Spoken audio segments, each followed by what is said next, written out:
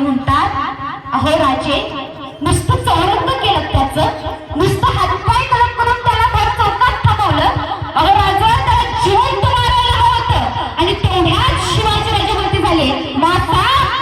आम्ही नुसतं त्याचे हातपाय कलम केलं कारण याचं कारण हेच आहे की येणारा जाणारा त्याच्याकडे पाहिजे आणि येणारा जाणाऱ्याच्या लक्षात येईल का स्वराज्यातील कुठल्या स्त्रीवरती कोणी वैर गाजवायला पाहिजे ना तर त्याचा राजाचा पाटील केला जाईल हे मासाहेब जाऊंना सांगितलं शिवराजांनी मासाहेब जाऊ बोलत्या झाल्या अहो राज